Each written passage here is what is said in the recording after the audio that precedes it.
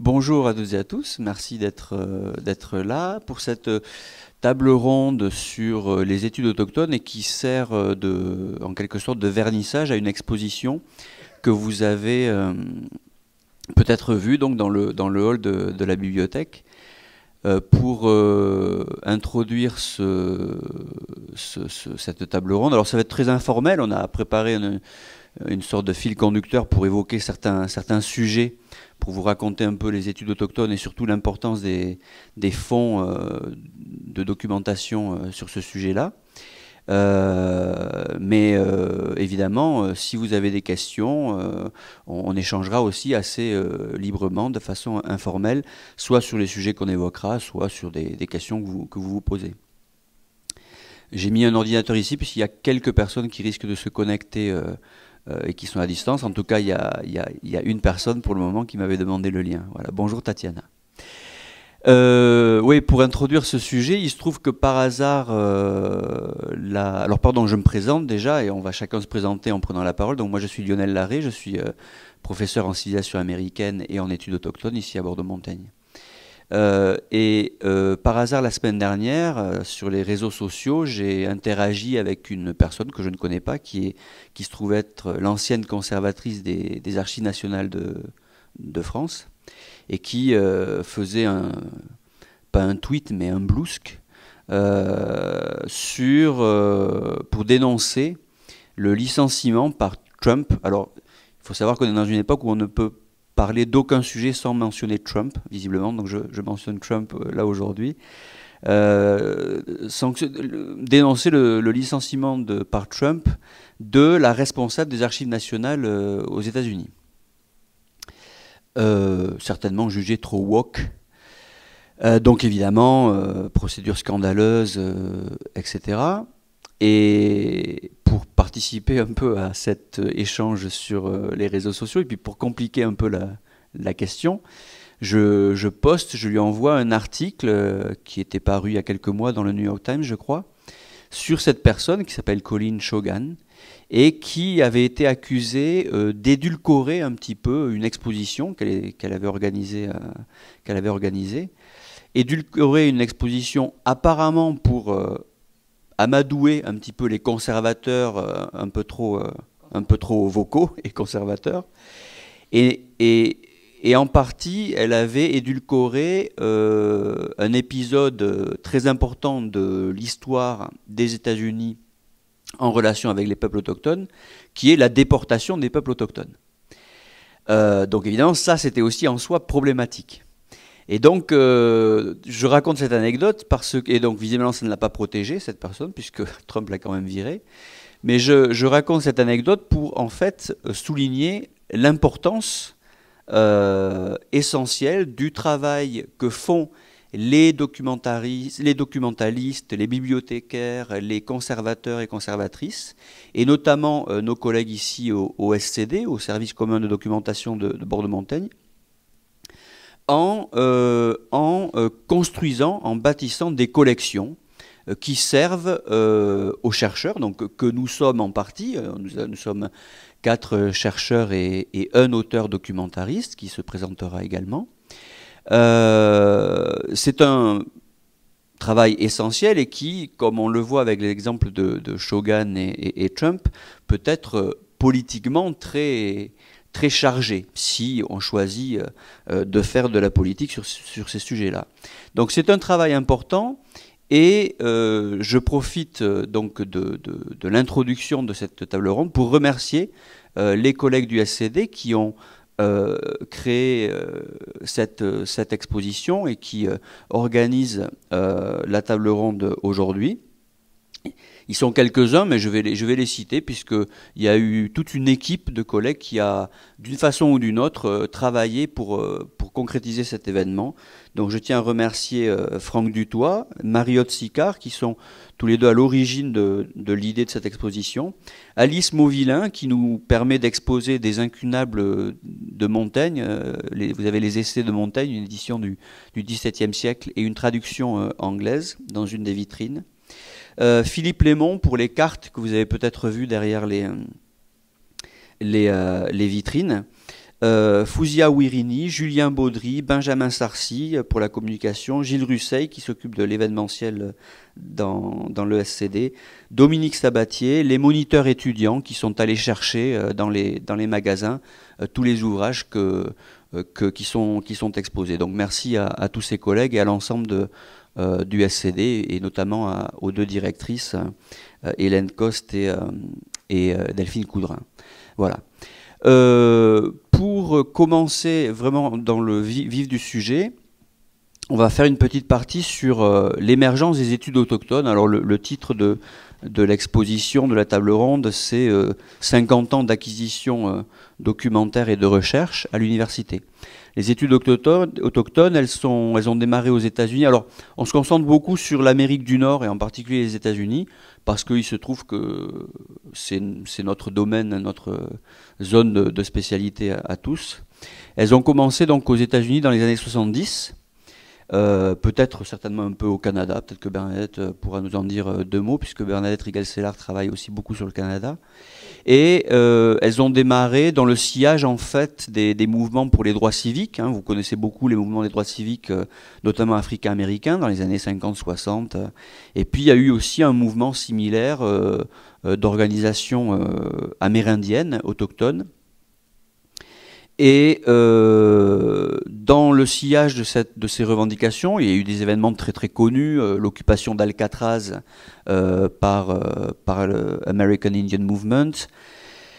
Il y a eu parfois des événements assez violents qui ont conduit, par exemple, je le mentionne parce qu'il est de nouveau d'actualité, qui ont conduit à l'incarcération, la condamnation apparemment injuste et l'incarcération de Léonard Pelletier, qui, vous avez peut-être vu dans les infos récemment, vient d'être, alors pas libéré, mais Biden, juste à la fin de son mandat, a commuté, non justement il n'est pas pardonné, hein, c'est pas l'amnistie, il n'est pas gracié, mais il a commuté sa peine, il était en prison, et il est de retour chez lui depuis hier ou avant-hier, on a vu des photos sur les réseaux sociaux hier. Donc c'était un membre de American Indian Movement, cette organisation qui s'est beaucoup battue pour les droits civiques. Et donc parallèlement, il y a des universitaires qui commencent à créer des départements d'études autochtones dans les universités états-uniennes. Alors ça ne veut pas dire qu'on ne travaillait pas ces sujets-là auparavant, mais c'était en anthropologie, il y avait quelques historiens, mais il y a eu des départements à part entière dans les universités à partir de ce moment-là. Et pour marquer un peu le début, c'est un peu artificiel évidemment, hein, il n'y a pas un véritable début où on s'est dit ça y est, on va lancer les études autochtones. Il y a eu deux publications très très importantes à la fin des années 60. Une, c'est la publication de Castor Died for Your Sins de Vine Deloria Jr., qui est exposée. Et puis en littérature, il y a eu, ça c'est en 1969, Castor Died for Your Sins. Voilà. Et en littérature, en 1968, il y a le prix Pulitzer, qui est l'équivalent du Goncourt aux États-Unis, pour un roman de N. Scott Momaday, un auteur Kiowa, House Made of Dawn, la maison de l'aube. Si vous n'êtes pas angliciste, vous pouvez le lire en français. Bon, ces deux publications, c'est l'occasion pour moi de lâcher un peu le micro et de faire participer mes camarades. Donc notamment, on peut peut-être commencer par Vine Deloria, qui était lui-même un militant. Il était universitaire, mais il était aussi beaucoup militant. Thank you, Aaron. Juriste, en effet. Et qui justement a publié pendant la période qu'étudie Tiphaine Calhoun, que je vais laisser se présenter et surtout présenter son sujet de recherche, et qui pourra peut-être nous dire quelques mots sur l'importance de ce chercheur, de ce militant, pour lancer les études amérindiennes. Tiphaine. Merci Lionel. Vous m'entendez? Oui, c'est bon. Alors oui, du coup, moi je suis doctorante et je travaille sur l'appropriation des religions et spiritualités autochtones par les hippies de la contre-culture des années 1960, aux États-Unis donc. Et effectivement, c'est un sujet dont je me concentre sur la fin des années 60, début des années 70. Et dans cette période-là, Vine Deloria Jr. est très très important, notamment avec la publication de Custer en 1969, c'est un pavé dans la mare qui change beaucoup de choses pour la représentation des personnes autochtones, pour l'émergence d'une littérature propre aux personnes autochtones à l'époque. Et moi, mon sujet m'amène beaucoup à mobiliser un autre ouvrage de Vine Deloria qui est God is Red, dont la publication est 73, si je ne me trompe pas. Et là, c'est en fait un ouvrage assez spécial qui va chercher à, pas synthétiser, mais en tout cas à marquer les similarités dans les nombreuses et diverses formes de spiritualité et religion autochtone qu'on trouve aux États-Unis. Et l'objectif de ce livre-là, et c'est Vine Deloria lui-même qui l'explique, l'objectif, c'est d'accorder du poids aux revendications territoriales des peuples autochtones à l'époque. C'est-à-dire qu'en donnant à comprendre à la société non autochtone le lien qui unit beaucoup les peuples autochtones à leurs terres, et notamment à leurs terres ancestrales, à leurs terres sacrées. Donc voilà, donc ça c'est un livre qui est très important pour ma recherche. Et puis Custer aussi, évidemment. Vous avez vu peut-être le poster Custer Died for Our Sins, qui là a été produit par un artiste de la contre-culture en 1970. Du coup, j'ai vérifié, c'est Norman Orr. Voilà. Donc un livre qui aussi a eu un retentissement dans le milieu hippie de la contre-culture à l'époque. Très bien, merci Farah. Et donc en littérature, je disais, merci Tiffaine. Alors Tiffaine et Farah sont deux doctorantes que j'ai le plaisir de diriger dans leur travaux doctoraux. Donc parfois l'une devient Tiffaine, l'autre Farah. Voilà, c'est ça, c'est les twin sisters. Donc je vous disais, donc ça c'est le pendant un peu civilisationniste pour nous civilisationnistes, Vine Deloria. Mais donc il y a une publication en littérature importante, celle de Momeday, qui va donner naissance à ce que l'on a appelé, ce qu'un chercheur a appelé la Native American Renaissance. Et peut-être que là, Bernadette pourrait nous dire deux mots sur l'importance donc de Momeday lui-même et puis de cette littérature dans les années 70, qui se développe beaucoup dans les années 70. Et puis Aaron, also, maybe, so you were very young in the 70s, of course. But Aaron, since you are an author, but I will let you introduce yourself. Aaron is going to speak in English. Va parler en anglais. Si vous comprenez, si j'ai besoin de traduire, je traduirai. But maybe you can tell us also what, if you remember the 70s and all this Native American literature, and what authors inspired you, or you can tell us anything you want really about it. But Bernadette. Dans le micro, par contre, hein, Bernadette, ouais. Ça marche là, oui. Un petit résumé donc de l'apparition très, disons, visible de la littérature indienne. En fait, les Amérindiens ont écrit dès le XVIIIe siècle. Si vous suivez les travaux justement de Lionel Larrey, il y a déjà beaucoup d'Indiens, dès qu'ils parlent anglais, qui sont éduqués, qui vont se mettre à écrire très tôt. Mais ça reste une littérature qui est suivie par très peu de gens. Début XXe siècle, ça continue. Il y a plusieurs grands auteurs, mais qui sont très peu connus, très peu lus. Et donc, il faut attendre. En fait, ça arrive avec non seulement tout le mouvement pour les droits civiques, le mouvement indien, mais surtout les hippies. En fait, c'est le mouvement des hippies qui a remis les Indiens à la mode. Et donc, tu me demandais même de parler comment moi j'étais venue aux études indiennes. Bon, voilà, j'ai pas l'air comme ça, mais j'ai fait partie de la génération hippie. Et donc, on passait son temps à faire du tissage de perles, on portait des colliers en perles. Alors, j'en ai pas mis, parce que je me suis dit que ça faisait quand même un peu trop cliché. Mais on avait des bagues en turquoise, des jupes longues. Bon, je mettais pas, mais j'étais étudiante ici, voilà. Mais c'était les années 60, fin des années 60. Et puis, ma génération, dans les années déjà 50, on lisait sans arrêt des petits westerns, des petits bouquins comme ça, des petites BD. Alors ça s'appelait Buck John, Buffalo Bill et tout ça. Et moi j'adorais les Indiens, j'aimais jamais ce qu'on leur faisait aux Indiens, mais c'était toute gamine. Enfin, c'est une génération où on vivait avec les westerns. Et je suis toujours très étonnée que les jeunes générations ensuite, mes étudiants, ils n'ont pas cette espèce de culture quasi générale. Je vois que Caroline, tu dis la même chose, où on était vraiment dans ce milieu-là. Hein, et puis c'était une espèce de passion. Voilà.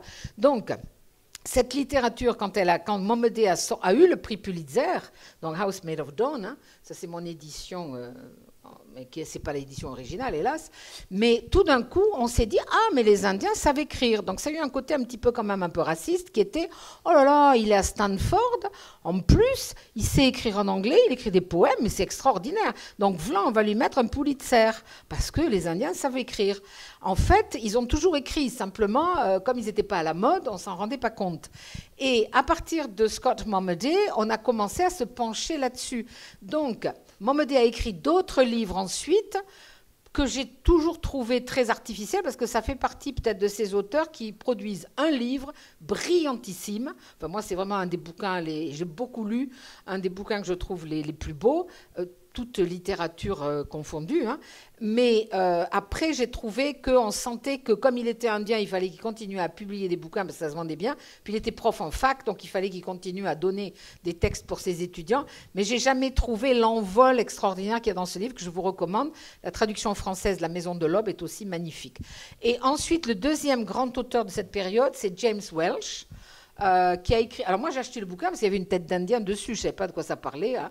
Je l'ai acheté à l'époque, hein, donc dans les années 70, hein, qui est un auteur qui connaît bien Bordeaux parce que sa femme a vécu à Agen, donc il passait beaucoup de vacances dans la région, donc on l'a rencontré ici aussi ensuite, etc. Voilà, donc ça a été le début, et puis après il y en a eu beaucoup, on en a beaucoup parlé, comme tu as dit, il y a eu les Native American Studies Department, etc. Mais je ne vais pas prendre trop la parole parce que je voudrais que Aaron parle de lui-même, mais c'est une littérature qui a été dans un premier temps, je trouve, très très inspirée. Ensuite, à mon avis, puis bon, j'ai écrit tout un livre là-dessus que vous pouvez voir qui s'appelle Le mythe et la plume, mais à partir des années 2000, il y a eu encore, les gens ont continué à écrire, mais beaucoup avec la théorie postcoloniale en tête. Et de mon point de vue, ils écrivaient souvent avec la théorie en tête. Donc, ce n'était pas du tout le même élan, disons, naturel, émotionnel qu'il y a pu y avoir dans les années 60, 70 et même 80. Après, c'est devenu plus de la littérature à être consommée à l'université. Et donc ça m'a toujours un peu dérangée. Mais j'ai, grâce à mon propre travail, rencontré un auteur, un bouquin, et je dois quand même raconter l'historique un tout petit peu, puisque c'est l'éditeur qui avait accepté que je publie. Il y a 2 grands éditeurs en France qui publiaient de la littérature indienne en traduction. Un à qui j'avais demandé s'il pouvait publier ce que j'avais envie d'écrire. Il m'avait dit oui, mais à condition que vous concentriez sur les auteurs que moi je publie. Donc ça ne m'avait pas plu parce qu'il publiait qu'une partie des auteurs. Et l'autre, qui est Olivier Delaveau, m'a dit ben oui, vous faites ce que vous voulez. Donc voilà, j'ai fait ça avec lui. Et il m'a dit mais tiens, dans tous les bouquins que j'ai publiés, il y en a un par un certain Aaron Carr. Voilà, il faudrait quand même, son livre, ça serait bien que vous en parliez. Et je commence le livre, il connaît l'histoire. Hein. Je commence le livre, ça me tombe des mains parce que c'est une histoire de vampire.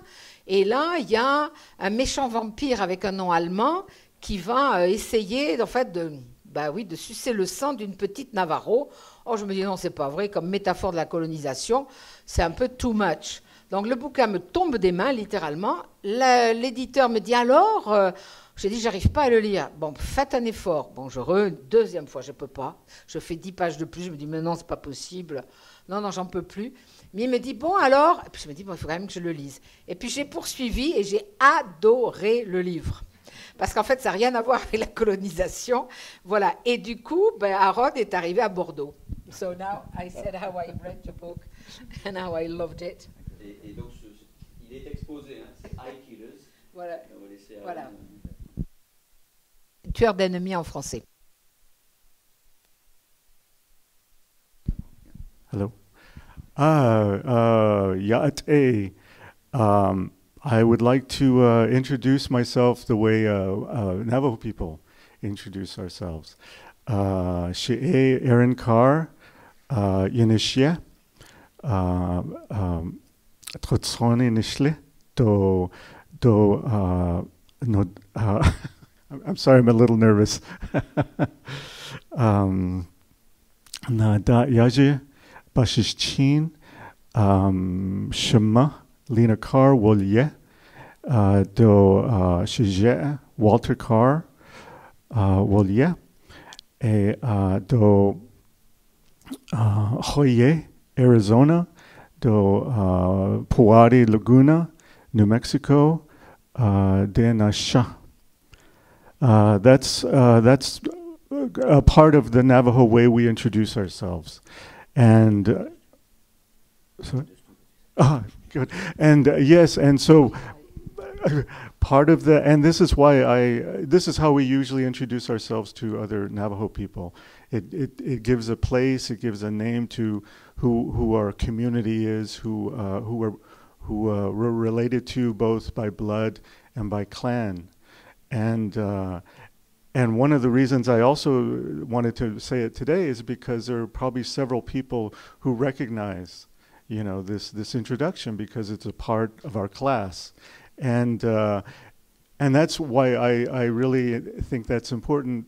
A part of having a course of Navajo within this university in France is because it demonstrates a cooperation between different people to learn about a different culture, to interact with someone who's a part of that culture, to ask questions, to be open to a different view of the world. So anyway, that's who I am, and as to the authors that are displayed here, it's true. I was very, very fortunate to be able to work with or spend some time with some of these famous authors. Leslie Marmon Silko, who's also from my Pueblo. And actually my mother, Leslie's family, they had a general store at Laguna, and a long time ago. And my mother, when she was a young mother, she used to work at the Trading Post, this store, and so we've kind of had a long history. And as Lionel mentioned, I did do a lot of film work. I did do a lot of original film, Super 8, 16 millimeter. And so I was fortunate to work with Leslie Marmon Silko on a film that she was working on at Laguna Pueblo, which is called Kunidea and the Arrow People. No, I can't remember the title, but that's part of it. And anyway, she was, I'll save that. And then here in France at the Saint-Malo Book Festival, I was also fortunate to meet and spend time with N. Scott Momaday.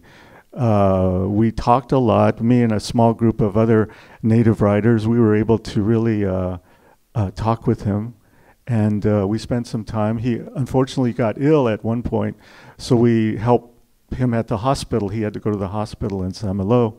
So we were there with him. We were given comfort, and it was a really great opportunity to not only to meet these authors I kind of grew up with reading, but also to see them, to hear their voices, to hear their ideas, to see their creativity, and also just to see them as normal, regular people.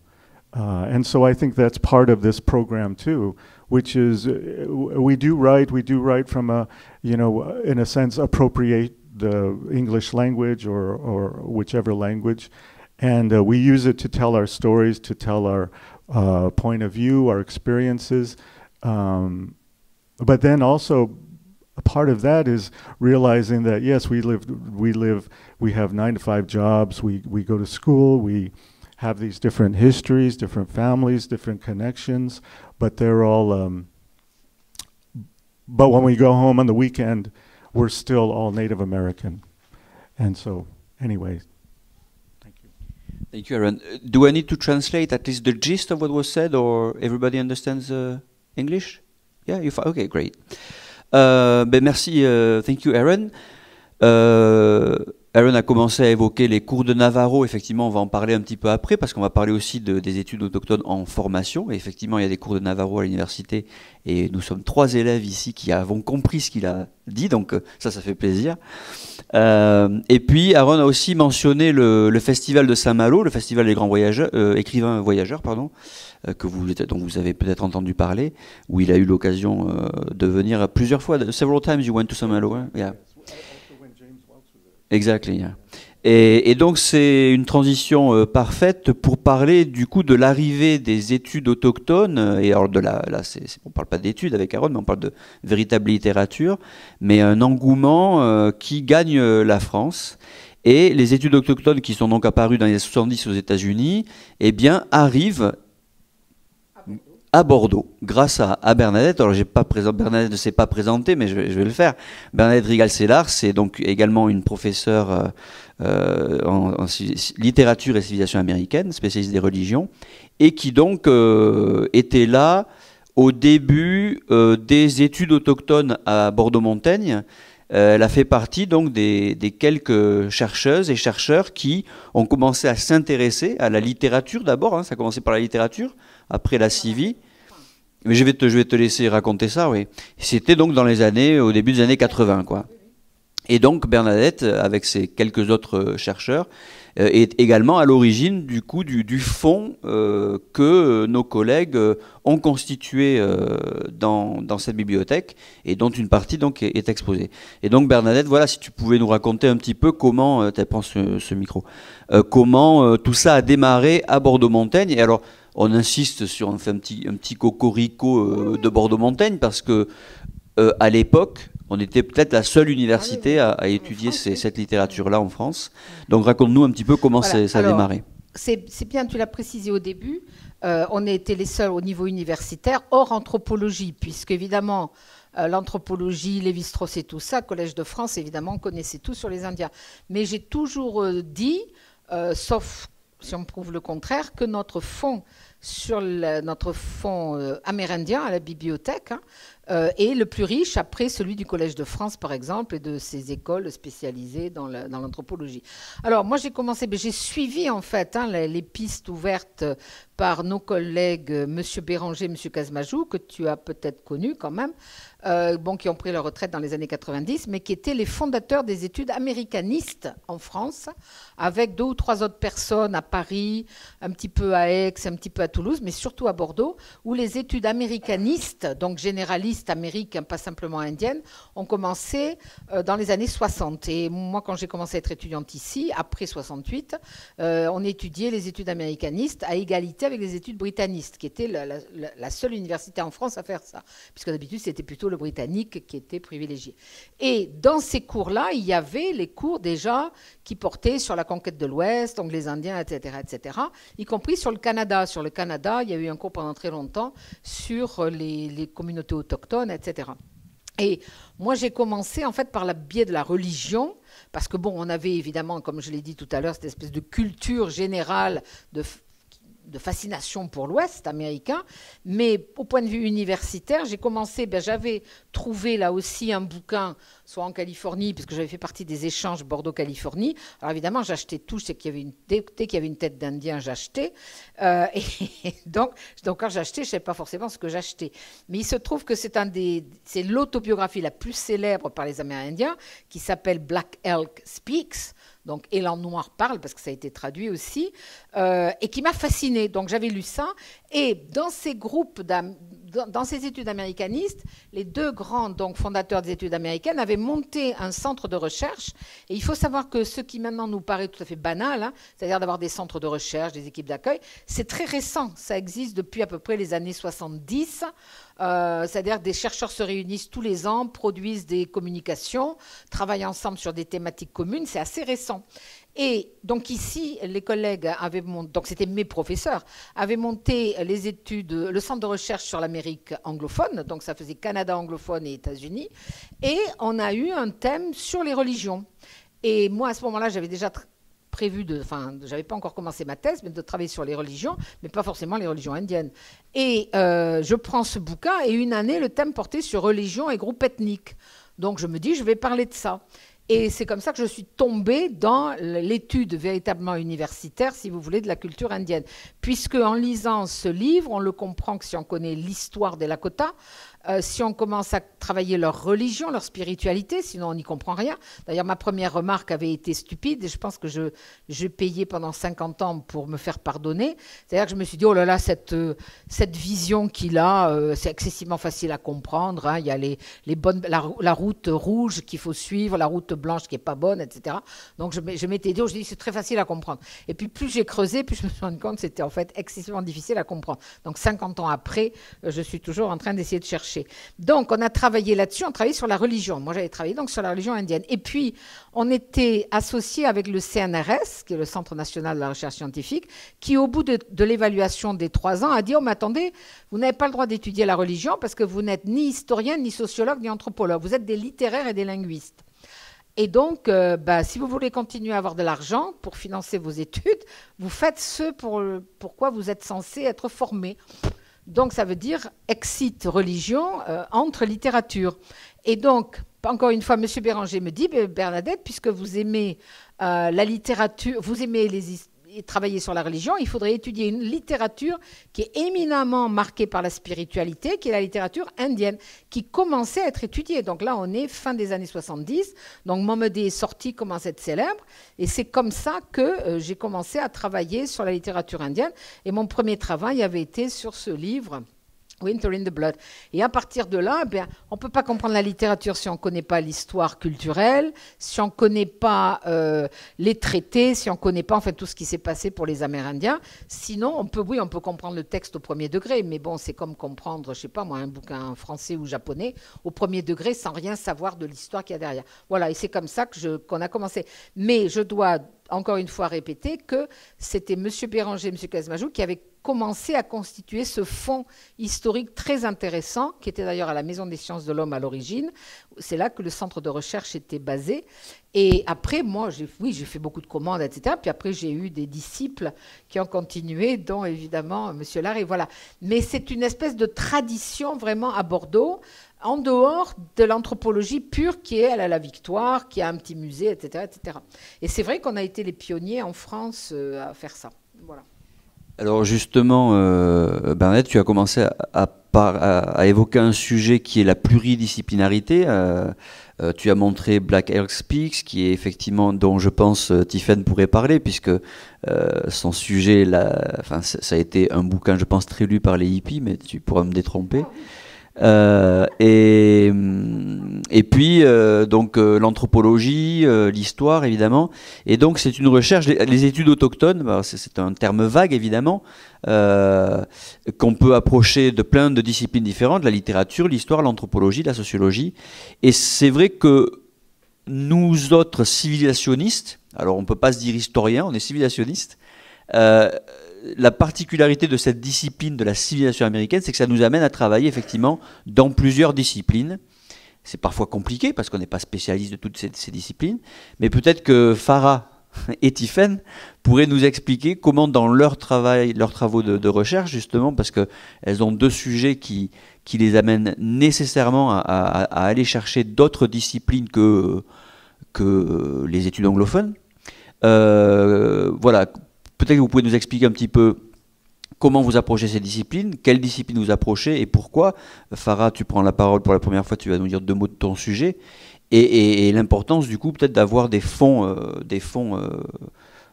documentaires qui soient aussi pluridisciplinaires. Farah, je te laisse la parole. Merci. Alors du coup, moi je suis la deuxième moitié du duo, du duo doctorante de Lionel Larrey, donc je suis Farah Benramdan. Et c'est quoi, 3e Oui, j'ai appuyé. Ah. J'ai pas l'habitude des micros. Et donc, je travaille sur l'extractivisme et plus particulièrement les processus de demande de permis pour les mines qui se trouvent sur les territoires qu'on dit cédés par les nations autochtones aux États-Unis, au Wisconsin et au Minnesota. Et donc, nécessairement, moi, je fais... la pluridisciplinarité, c'est au cœur de mon sujet, puisque j'ai tout un pan de ma thèse qui est essentiellement du droit, qu'on appelle du droit fédéral indien, puisque j'étudie les traités qui établissent un peu la répartition des territoires et qu'est-ce qui est possible de faire, qui a juridiction où, et donc qui donne le permis aux entreprises et comment sont impliquées les tribus. Et alors, c'est vrai que la pluridisciplinarité dans le domaine des études autochtones, de toute façon, je pense qu'aux États-Unis, avec le contexte settler colonial, hein, c'est une situation de colonialisme, de peuplement qui continue. Forcément, les études autochtones, on va toucher à plein de pans de l'expérience autochtone qui est impactée par la situation coloniale, qui fait que nécessairement, quand on entreprend des études autochtones, on va forcément avoir plusieurs disciplines qui se mélangent pour voir qu'est-ce qui est impacté, comment c'est impacté par la littérature, dans le droit, la géographie, les études environnementales, pour ma part en tout cas. Donc forcément, c'est nécessaire et important d'avoir accès à des ressources variées, puisque comme l'a dit Lionel, on n'est pas spécialiste de tous ces domaines-là. Donc il faut qu'on puisse avoir accès à des ressources qui nous aident au moins à comprendre. Voilà, tu peux nous dire 2 mots sur cette notion-là de... Je pense que moi, déjà, de par mon sujet qui est un peu en réalité en marge des études autochtones, qui n'est pas situé exclusivement dans le domaine des études autochtones, nécessairement, je vais convoquer beaucoup de domaines différents. Mon sujet, parce qu'il s'intéresse à la culture populaire aussi américaine, s'inscrit dans les cultural studies, et donc avec des méthodologies particulières et des épistémologies propres également. Voilà. Il y a quand même ça a beau être quelque chose de transdisciplinaire, il faut aussi prendre en compte les différentes méthodologies qui viennent de ces domaines-là, et notamment on en parlera plus tard je pense, des particularités propres au domaine des études autochtones avec des méthodologies propres et surtout des épistémologies propres comme on en parlait tout à l'heure avec Aaron. Voilà. Très bien, merci Tiffaine. Et oui, vous m'avez rappelé que, donc, je l'ai dit, nous sommes civilisationnistes, américanistes, mais les études autochtones à Bordeaux-Montaigne, nous ne sommes pas tous là. Il y a d'autres collègues qui travaillent sur ces sujets, notamment des géographes. Dans l'exposition, vous pouvez voir 2 ouvrages de géographes, un de Béatrice Collignon qui travaille sur les Inuits dans le Grand Nord, et l'Atlas critique de la Guyane de Mathieu Nouchet, qui est également géographe et donc lui plus spécialiste de la Guyane. Et puis on a aussi des collègues des hispanistes qui travaillent par exemple sur les littératures en Amérique latine. Donc oui. Voilà, on parlait donc de cette diversité, la nécessité de cette diversité des ressources. Et il y a une ressource particulière qui est importante au moins pour une partie d'entre nous et que les bibliothèques, les centres de documentation nous aident également à accéder. Ce sont les ressources numériques. Vous le savez peut-être, les bibliothèques, et notamment les bibliothèques universitaires, numérisent énormément de documents. C'est le cas du SCD, c'est le cas aussi des bibliothèques universitaires américaines, états-uniennes, qui pour nous sont importantes, puisque on a parfois des sujets. Alors Farah travaille beaucoup sur les documents de loi numérisés, donc auxquels on n'a pas accès forcément ici. Tiffaine aussi beaucoup sur des documents, des publications des années 60. Pour ma part, moi je travaille actuellement sur une période, sur des productions écrites amérindiennes du début du 19e siècle, qui écrivaient des textes dans des journaux, des magazines. Évidemment, ici au SCD, à la bibliothèque Rigoberta Menchú, on n'a pas ces magazines-là. En revanche, ces magazines ont été beaucoup numérisés et on arrive à faire notre recherche sans nécessairement aller sur les terrains, même si parfois c'est important d'y aller. Peut-être que justement Farah pourra nous dire pourquoi c'est important parfois d'aller sur le terrain états-unien. Mais moi, par exemple, pour travailler ce que je travaille actuellement, j'ai besoin d'un ordinateur, une bonne connexion Internet, des accès, parfois c'est un accès libre, à ces collections numérisées. Et c'est vrai que ça, c'est très pratique parce que la recherche sur des terrains états-uniens, ça peut coûter cher. s'il faut aller à chaque fois se rendre sur place dans les archives. Il y a quelques années, il y a 20 ans lorsque j'ai fait ma thèse, il avait fallu que je me rende là-bas pour aller dans les archives. Aujourd'hui, à la limite, j'ai presque plus besoin d'y aller. Mais donc il y a les terrains aussi qui sont importants pour des sujets très contemporains comme celui de Farah. Donc tu as fait un terrain il n'y a pas longtemps, enfin l'année dernière, oui, au printemps dernier. Est-ce que tu peux nous dire 2 mots sur l'importance voilà, d'aller rencontrer des vrais gens pour étudier son sujet de recherche? Oui, alors moi du coup j'ai fait un terrain il y a 1 an tout pile, l'année dernière. Et c'est vrai que moi j'ai un sujet à l'inverse de Tiffaine, enfin un peu plus en tout cas, hyper contemporain, où les problématiques que j'étudie, elles ont un impact, elles continuent d'avoir un impact sur les populations. Donc les projets miniers sur les territoires que j'étudie sont encore en plein développement. Donc nécessairement, il y avait une perspective à laquelle je n'avais pas accès, moi, avec les ressources, puisque les gens, les activistes, ne publient pas nécessairement d'ouvrages auxquels on a accès.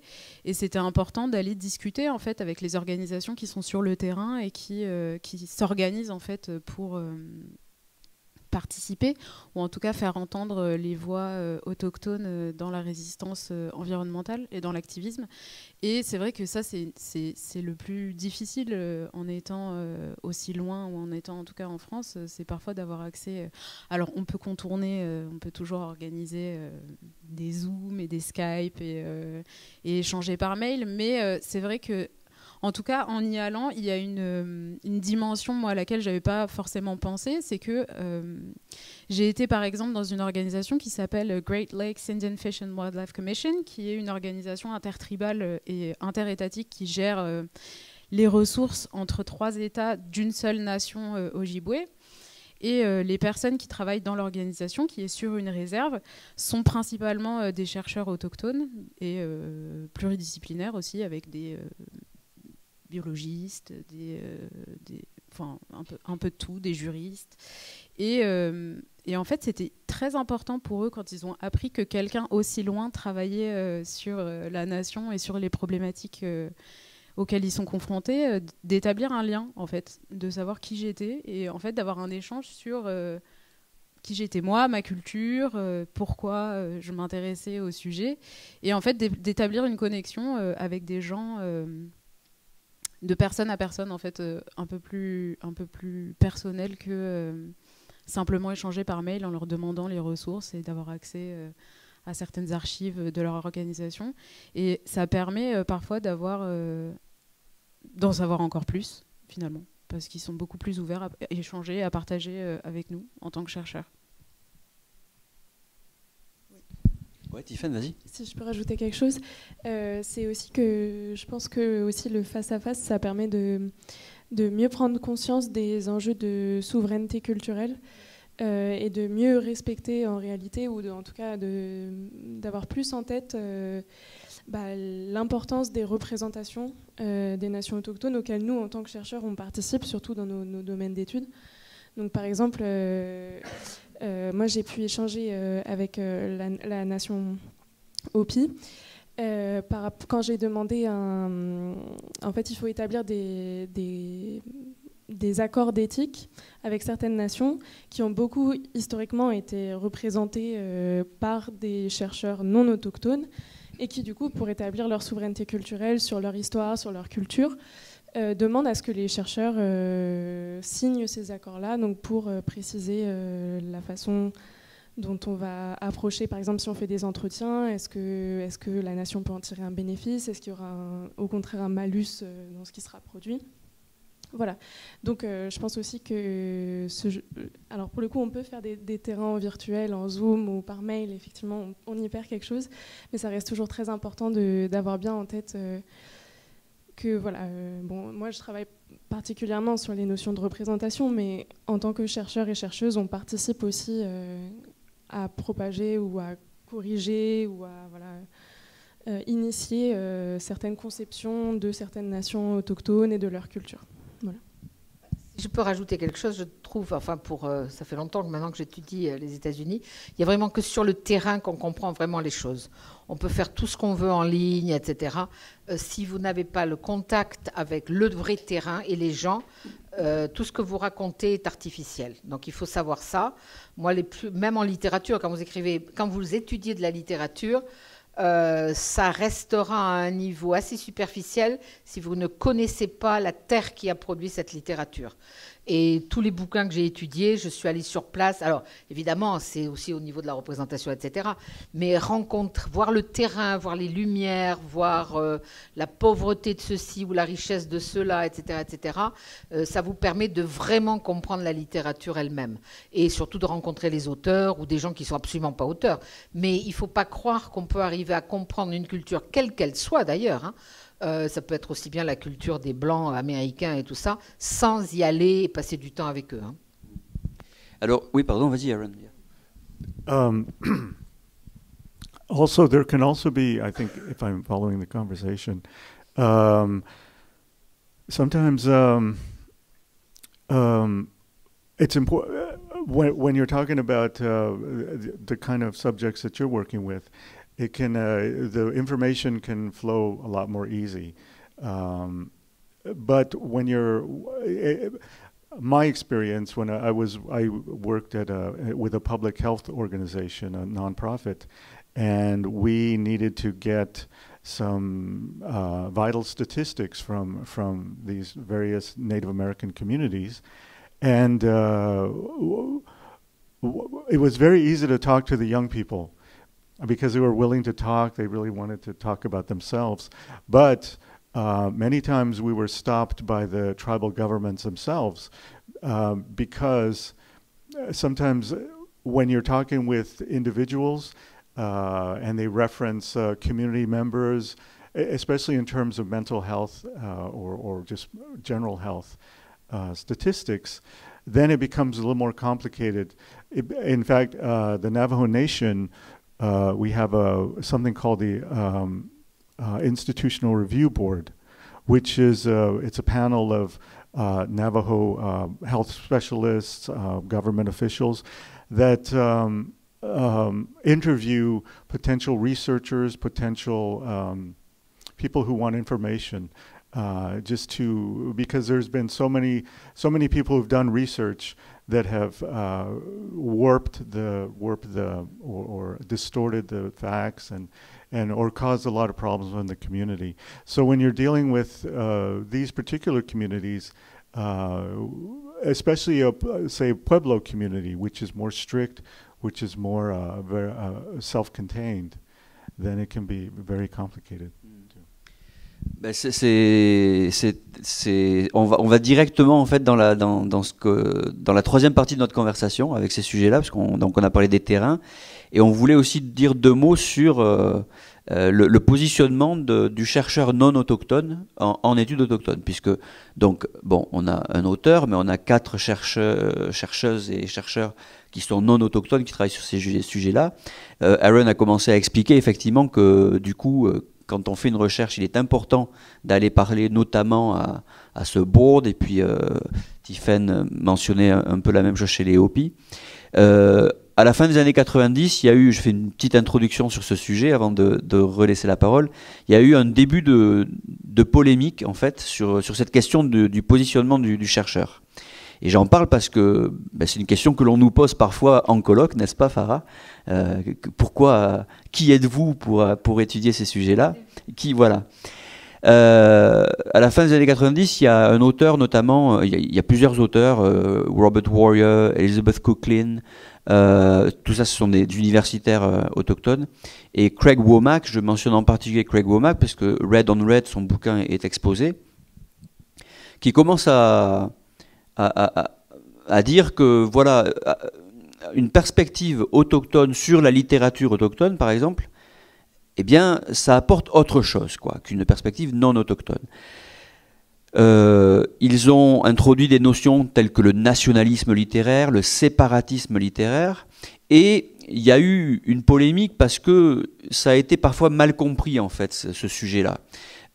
Et des chercheurs non autochtones ont voilà, ont cru comprendre que on ne les autorisait pas, quelque part, à travailler ces sujets-là. Or, c'est pas du tout ce que disaient ces universitaires. Il faut aussi dire quand même que un mot du contexte professionnel de ces collègues. On est à une époque, là, dans les années 70, à la création des départements d'études autochtones, les années 80 jusque dans les années 90, tous les postes dans les universités en études autochtones sont occupés par des non-autochtones. Ils sont occupés par des blancs. Et il y a une auteure, Elisabeth Coughlin, qui dans un de ses articles, a posé la question, est-ce qu'on accepterait qu'un département d'études africaines-américaines soit uniquement occupé par des blancs? Ben, c'était le cas pour les études autochtones, en fait.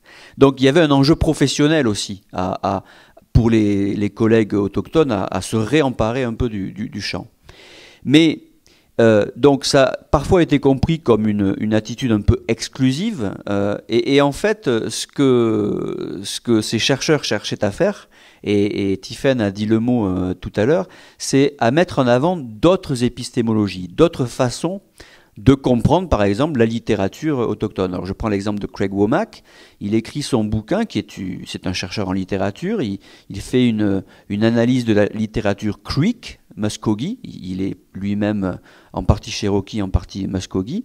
Et pour comprendre cette littérature contemporaine, en fait, alors qu'auparavant, Bernadette l'a un peu dit aussi, on allait chercher les penseurs européens, hein, Deleuze, Derrida, Bakhtin, hein, et Craig Womack, il a écrit, bon, il y en a marre de ces analyses où on voit toujours les mêmes putains de citations de Bakhtin. C'est pas moi qui le dis, hein, c'est une traduction un peu libre peut-être de ce qu'il a dit. Et en fait, il propose une nouvelle approche et ils examinent cette littérature-là, mais avec une tradition intellectuelle, même littéraire, puisque l'orature, la littérature orale fait partie de ce corpus, une analyse de la littérature contemporaine, mais au regard de cette longue tradition intellectuelle autochtone. Et ces chercheurs ont ouvert en fait des portes que les non-autochtones n'avaient pas pu ouvrir auparavant. Et donc maintenant le débat est un peu calmé parce que en fait les chercheurs non autochtones un peu sérieux savent leurs limites. On ne comprendra jamais, on ne parlera jamais totalement Cherokee pour comprendre une tradition intellectuelle Cherokee. Donc, mais on travaille en collaboration, alors soit avec les boards, comme tu l'as décrit Aaron, soit avec chez les Hopi pareil, il y a plein de situations comme ça où on est obligé d'aller parler aux gens. Ou alors en collaboration avec des chercheurs, justement, des chercheurs autochtones. Et en fait, tout ça, et je conclus là-dessus, ce qu'ils cherchaient à faire, ces chercheurs-là, c'est eh bien retrouver ce qu'ils appellent une souveraineté intellectuelle. Voilà. Et ça, c'est une notion très très intéressante, c'est-à-dire étudier une culture, une histoire, une littérature autochtone de façon située, voilà, située dans la culture d'où vient cette littérature-là. Alors ça, c'est peut-être... alors, Bernadette, toi, tu as commencé dans ce domaine-là avant que ce débat n'arrive sur la table. Peut-être que tu peux nous dire comment tu as vu ça apparaître. Je sais que tu as eu une rencontre avec Coughlin, qui est peut-être une anecdote intéressante, pourquoi pas. And Aaron, did you get the gist of what? Maybe you can tell us also your perspective on this. And Farah, at least, maybe Tiffaine also, but Farah, you were asked recently, how dare you study such a topic? So maybe you can tell us what you think about this controversy. Je sais pas qui veut commencer, Bernadette peut-être. Prends ce micro, je vais donner celui-là. Oui, ça c'est la fameuse thématique de l'appropriation culturelle, voilà. C'est-à-dire que beaucoup de chercheurs au 19e, enfin quasiment tous les chercheurs en anthropologie notamment, ont fait des carrières en étudiant des communautés indiennes, puisqu'ils allaient rarement étudier, je sais pas, les Français de la Creuse, c'était mieux d'aller étudier les Anavaros, les Pueblos, y compris des gens comme Lévi-Strauss, etc. Je veux dire, tout le monde allait faire sa carrière comme ça. Jusqu'à ce que les Indiens eux-mêmes se disent, oui, d'accord, mais on est les sujets d'études, mais on peut aussi devenir nous-mêmes objet de notre propre étude, et puis surtout, on va faire payer. Donc, à partir des années 80 à peu près, chaque fois qu'on travaille, alors c'est pas le travail du tout que moi j'ai fait, chaque fois qu'on va dans une réserve, et si on veut faire des études d'anthropologie, c'est-à-dire faire des questionnements, des observations, il faut payer. D'abord, il faut signer tout un tas de contrats, il faut payer. Moi, comme je suis passée par le biais de la religion, ensuite, bon, je ne vais pas développer tout ça, mais d'un groupe notamment de l'impact des missions sur les communautés indigènes, donc les transformations de spiritualité indigène vers le catholicisme en l'occurrence, ça pourrait être vers le mormonisme, etc., mais c'est vers le catholicisme. Donc quand je suis avec ces gens-là qui se réunissent, etc., je n'ai pas besoin de faire tout ça. Mais bon, je connais bien la position. Et justement, tu as fait allusion à une rencontre avec Elizabeth Coughlin, qui est une espèce de passionnariat, justement, très anti-blanc, il faut le dire. Et j'étais à un congrès, je me souviens très bien de la date, 94, je crois, à Nashville, où j'avais été invitée par l'ambassade des États-Unis, puisque c'était un grand congrès énorme hein, de l'Association américaine d'études américaines, AAA, je ne sais plus comment ça s'appelle, et où on parlait des problèmes ethniques, etc. Et donc j'avais été invitée, je vais évidemment, alors il y avait toutes les ethnies possibles de la planète, puisqu'elles sont toutes aux États-Unis représentées. Et moi je viens évidemment à la session sur la littérature amérindienne. Et là, il y a Elizabeth Coughlin, une femme très impressionnante, qui dit « Les Blancs ne peuvent rien comprendre à notre littérature, nous seuls pouvons comprendre. » Alors on a envie de lui dire « Oui, mais dans ce cas, il ne faut pas écrire en anglais. » Mais bon, et elle dit « Moi, je suis full blood, donc pur sang, et il n'y a que les purs sang qui peuvent comprendre. » Et les autres qui sont, par exemple, il y avait beaucoup des gens comme Louis Owens, etc., qui sont des mixed blood, mais qui ont fait leur carrière littéraire en étudiant eux-mêmes la littérature indienne à Berkeley ou dans d'autres facs, Santa Barbara en l'occurrence. Ils comprennent rien, les mixed blood. Il n'y a que les full blood qui... Ah, donc, vous avez quelqu'un qui vous dit ça, et bon, bah, vous dites rien, vous prenez surtout pas la parole, surtout quand vous n'êtes pas indien vous-même. Et après, au repas, alors c'est à l'américaine, donc c'est pas du tout organisé comme chez nous. Donc, bah, vous allez dans des espèces d'immenses salles, et puis vous essayez de trouver une chaise pour vous asseoir et manger avec les gens. Et donc, moi, je trouve pas de place, sauf une place à sa table. Donc, elle était assise avec une indienne. Et puis, il y avait une chaise vide. Donc, bon, je m'assois. Je dis surtout pas qui je suis. Et puis, mais bon, on finit toujours par se présenter aux États-Unis, where you come from. Hein. Quel que soit votre groupe ethnique, on vous demande ça. Donc, moi, je dis, ben, je suis française. Oh, Elizabeth Coughlin me dit, j'adore les Français. Je suis française moi-même. Alors, elle venait de dire, I'm full blood. J'ai un ancêtre coureur des bois. J'adore la France. Je suis française moi-même. Et je me suis dit, bon, d'accord, donc il y a le discours public, et puis il y a le discours réel ensuite, et on est restés très amis ensuite. Je lui ai envoyé des étudiants et tout ça.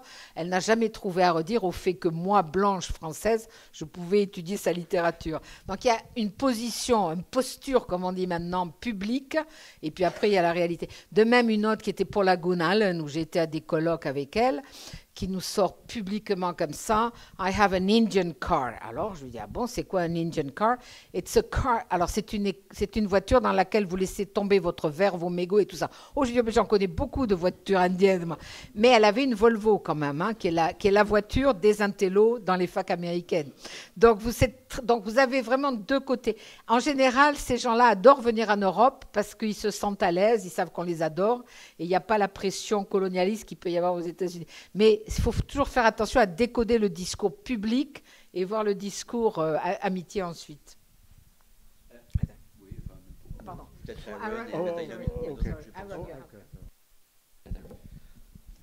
Oh, yes, this is a very complicated subject. First, I want to kind of describe who I am. Also, I'm what you would call a full-blood Native American, which is I'm half Navajo from my mother's side and half Laguna Pueblo from my father's. And so when you look at the range of books and literature that have been written, especially when I was growing up, most of the authors were mixed blood, what we call mixed blood. And so there was many issues about identity. What is an Indian? You know, like those kind of questions, which are really important. But for myself, I was just very clear about who I was. There was no question about identity, and so I found myself reaching out, to learn things, to I was very creative to read different books, science fiction, fantasy, all these, everything. It was just living my life. And when I came to write my book, I didn't question what I was going to talk about. Yes, it's a vampire story, but I really wanted to describe my home situation, my grandparents, my grandfather, who is very important to me, my traditional Navajo side. I put a lot of things I put a lot of information in that, but just because it was natural to me. And one day my mother, she said, maybe you shouldn't say these things. And I knew, because if you know Navajo tradition, there are certain subjects that are very dangerous to talk about or relate. And but I remember something that N. Scott Momaday, when I went to one of his readings in Albuquerque, he said the same thing. He said, there are some things that I talk about that we're not supposed to talk about, but because I'm the bear, I'm going to do this. I'm going to make the choice. It's my choice to live and to express what I need to. So that always stuck in my mind. It was like, so I thought, okay, well, yes, it might be dangerous. It might be going against my tradition, but it's important to me. It's important for this particular panorama of tradition that I'm trying to express. And when I came to France and I met Bernadette and Lionel, and I got a sense of their work, what they were doing, I came to appreciate it very much, because for the most part in the United States, a lot of history, a lot of American history relating to the Native American and that whole area, there's a lot of bias. There's a lot of because it's so close. A lot of people think, oh, it happened a long time ago, but for us, it's very close, and for a lot of white Americans, it's very close too.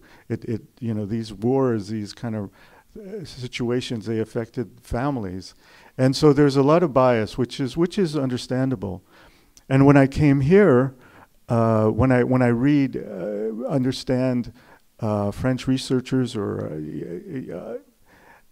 I found this refreshing objectivity, which I thought was really important. There was an objective view. It was like to step back and to see the whole of the relations between the native tribes, the treaties, what they mean, the situations in terms of the massacres.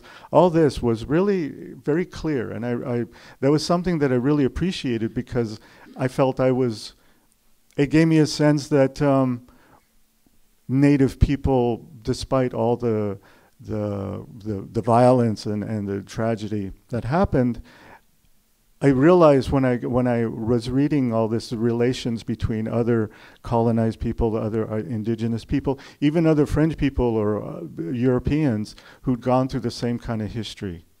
And it made it less personal. It made it less that I was being persecuted, and that just is just what human beings do, unfortunately. And so it really opened up my eye to my own history. And so as I've said before to them, I really appreciate this objectivity, this idea that, to really see the facts. And just a personal experience, one of my in Laguna, in my village, it's very strict, and there aren't very many outsiders. But there was this white man who came. He married one of the members, and he was trying to figure out how to get, how to become part of the community.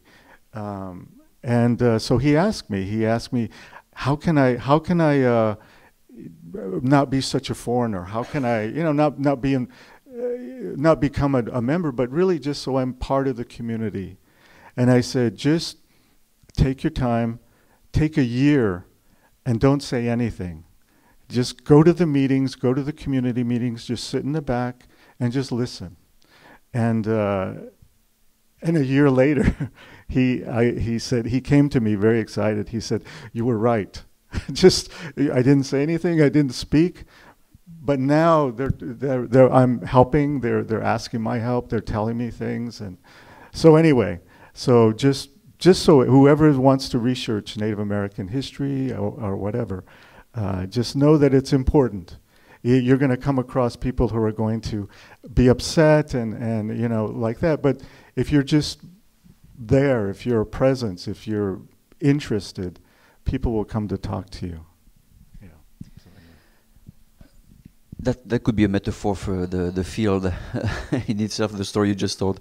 Farah et Tiphaine, est-ce que vous avez... Alors je sais que Farah a eu cette expérience-là, Tiphaine je ne sais pas, mais vous avez quelque chose à ajouter peut-être sur ce sujet-là, puisque vous n'êtes pas non plus autochtone d'Amérique du Nord. Non, mais c'est vrai que c'est une thématique intéressante. Thank you, Aaron. Oh, well. It's healing an experience I had last year. Mais oui, l'année dernière, c'est vrai qu'on a organisé, enfin Lionel a organisé un gros congrès qui a fait venir beaucoup de chercheurs autochtones des États-Unis. Donc ça a été l'épreuve du feu pour moi, où c'était la première fois que j'ai présenté mon travail devant des chercheurs autochtones. Et on m'a posé la question, parce que c'est vrai que traditionnellement, quand on voit les conférences, les congrès, les séminaires aux États-Unis en études autochtones, les chercheurs non autochtones commencent leur présentation par un moment de reconnaissance de leur statut non autochtone et de descendants de settlers, de colons, qui pose problème quand on est chercheur français, puisque on ne peut pas vraiment commencer notre présentation comme ça. Bah, c'est pas notre habitude, et enfin, c'est pas la réalité de mon identité. Donc, on m'a posé la question de, mais alors du coup, quelle est votre... voilà, quelle légitimité est-ce que j'ai à étudier, à faire partie des études autochtones qui... je pense, vient aussi des différentes représentations qu'on se fait de l'identité entre les États-Unis et la France, qui sont très différentes, et peut-être que eux n'étaient pas non plus familiers avec les identités qu'on a en France aussi, et qui permettent, qui en tout cas moi ne me permettent pas de dire que je descends d'un colon, avant de commencer ma présentation. Mais voilà, qui soulève en tout cas des problématiques intéressantes entre les méthodologies aux États-Unis et en France sur comment on se représente et comment on se définit. Et je pense que du coup, plutôt que de reconnaître son statut de descendant de colon, simplement mentionner qu'on ne se substitue pas en tout cas aux voix autochtones, mais qu'on fait un travail de recherche, mais qu'en tout cas nos recherches ne se substituent pas aux voix en tant que telles, mais simplement qu'elles apportent une dimension académique, scientifique à un sujet. Oui. Oui. Et oui, cette notion de substitution est importante, puisqu'effectivement, comme je le disais, pendant longtemps, effectivement, les non-autochtones chercheurs se substituaient puisqu'ils occupaient tous les postes. Maintenant, c'est plus le cas. Il faut dire aujourd'hui que aux États-Unis, le champ des études autochtones est totalement dominé par des chercheurs autochtones qui sont très très présents et avec qui effectivement on travaille, qu'on fait venir, comme l'a dit Farah. Alors Tiphaine, de par ton sujet, tu es peut-être un peu plus protégée de ce genre de questions, mais je ne sais pas ce que tu en penses. Je suis d'accord avec Farah, et je voudrais ajouter même à cette idée de pas se substituer, que même je pense que tous et toutes dans notre travail, on accorde une importance primordiale au fait d'inclure le plus de sources autochtones possibles, de ce que je disais tout à l'heure, de vraiment intégrer les épistémologies autochtones, d'intégrer une grande partie de sources autochtones dans nos sources secondaires comme primaires. C'est l'impératif principal, je pense, de la recherche en études autochtones, même pour un sujet qui ne va pas directement étudier les cultures autochtones comme le mien. Oui, tout à fait. Ça fait partie aussi de cette collaboration-là. On va finir rapidement parce qu'on a parlé de recherche et on va laisser poser la question. Mais les bibliothèques universitaires et les fonds, comme celui qui est exposé là aujourd'hui, ça ne sert pas simplement à la recherche, ça sert aussi à la formation. Et les études autochtones à Bordeaux-Montaigne, c'est aussi dans la formation, des cours, et notamment dès la licence d'anglais en tout cas, au moins. Je vais laisser la parole une dernière fois à Bernadette, puisque c'est toi, Bernadette, qui, je pense, a introduit en premier des cours des ouvrages autochtones dans les cursus anglicistes en littérature. Bon, moi, bien après, j'ai fait un cours sur l'histoire des Cherokees en deuxième année, mais c'était le premier cours, je crois, en civilisation américaine. Tu vas un petit peu nous dire si ça a été bien accueilli par les collègues déjà quand tu as introduit ces sujets-là, et surtout comment ça a été reçu par les étudiants. Et puis la formation, c'est aussi donc des cours de langue, et notamment des cours du soir, et Aaron est également enseignant de Navarro depuis cette année à l'université Bordeaux-Montaigne. Je pense qu'on est la seule université en France où il y a des cours de Navarro. Voilà. Je voulais en parler parce que c'est pour faire un peu de pub aussi auprès de vous pour l'an prochain, si vous voulez faire du Navarro. Nous sommes, je l'ai dit, 3 étudiants ici sur 5, les meilleurs. Et donc, Aaron, tu nous diras, you will tell us why it's important for you. You started already, but why it's important for you to come teach Navajo to us people. Voilà, donc la formation. Donc Bernadette, voilà, comment ça s'est passé lorsque tu as voulu introduire la littérature amérindienne dans les cursus? Alors, certainement, grâce à tout ce que j'ai déjà dit tout à l'heure, on a quand même en France une espèce de culture de une fascination assez ancienne pour ce qui se passe aux États-Unis et notamment dans les communautés indiennes. Donc ça n'a jamais soulevé de problème. Il y a eu des cours déjà par d'autres collègues sur les communautés autochtones, mais c'est vrai qu'au niveau des séminaires stricto sensu sur la littérature indienne, c'est moi qui l'avais fait. Dans les années, je pense qu'à partir des années 90, 95, c'est un séminaire qui marchait très très bien. Après, j'en ai fait un autre aussi en seconde année sur les spiritualités indigènes pendant plusieurs années. Mais là, bon, j'ai arrêté assez vite parce que les gens n'utilisaient que des ressources Internet et donc ne prenaient jamais la peine d'aller vraiment parler à des gens dans les groupes. Donc ça m'a un peu énervé. Mais ça n'a jamais posé aucun problème. Puis surtout, il y a eu des grands cours d'agrégation, des cours nationaux de l'agrégation d'anglais dans les années 90 sur la politique fédérale, par exemple. Donc évidemment, j'assurais le cours ici, mais j'étais aussi au jury d'agrégation, donc c'était très intéressant de voir ça. Il y a eu House Made of Dawn, qui a été mis au programme de l'agrégation en 97, je crois. Alors là aussi, c'est moi qui ai fait le cours au niveau national, puisqu'il y a des cours qui sont faits pour les gens qui ne peuvent pas assister en présence, qui ne peuvent pas être présents dans des universités. Donc il y a des cours qui sont assurés par le CNED.